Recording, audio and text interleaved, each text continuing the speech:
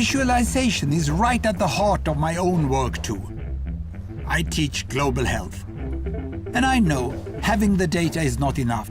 I have to show it in ways people both enjoy and understand. Now, I'm going to try something I've never done before.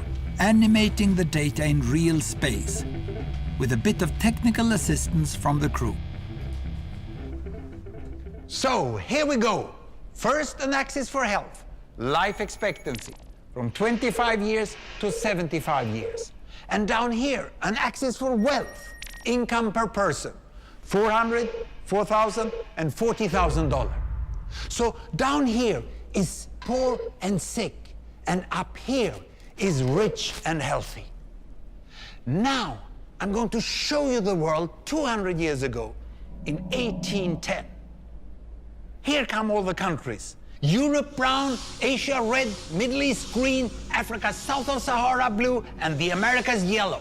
And the size of the country bubbles show the size of the population. And in 1810, it was pretty crowded down there, wasn't it? All countries were sick and poor. Life expectancy were below 40 in all countries.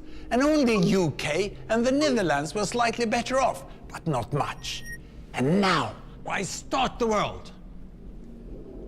The Industrial Revolution makes countries in Europe and elsewhere move away from the rest. But the colonized countries in Asia and Africa, they are stuck down there. And eventually, the Western countries get healthier and healthier. And now we slow down to show the impact of the First World War and the Spanish flu epidemic. What a catastrophe! And now I speed up through the 1920s and the 1930s. And in spite of the Great Depression, Western countries forge on towards greater wealth and health. Japan and some others try to follow, but most countries stay down here. Now, after the tragedies of the Second World War, we stop a bit to look at the world in 1948. 1948 was a great year. The war was over, Sweden topped the medal table at the Winter Olympics, and I was born. But the differences between the countries of the world was wider than ever. United States was in the front, Japan was catching up, Brazil was way behind, Iran was getting a little richer from oil, but still had short lives. And the Asian giants, China, India, Pakistan, Bangladesh, and Indonesia, they were still poor and sick down here. But look what is about to happen. Here we go again.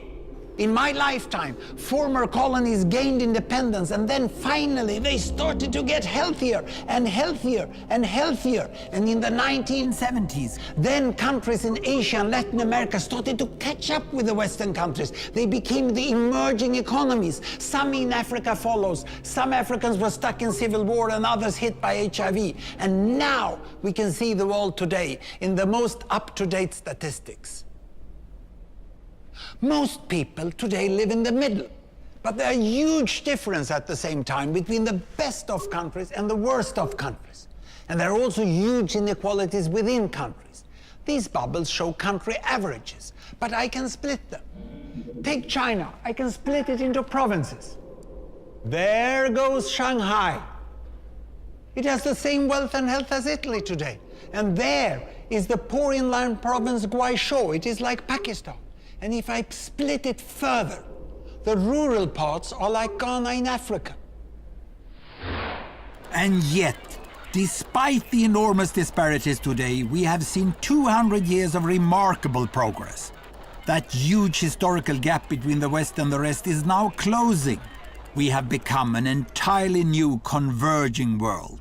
And I see a clear trend into the future. With aid, trade, green technology and peace, it's fully possible that everyone can make it to the healthy, wealthy corner.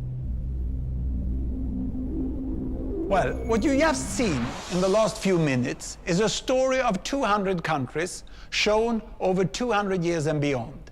It involved plotting of 120,000 numbers.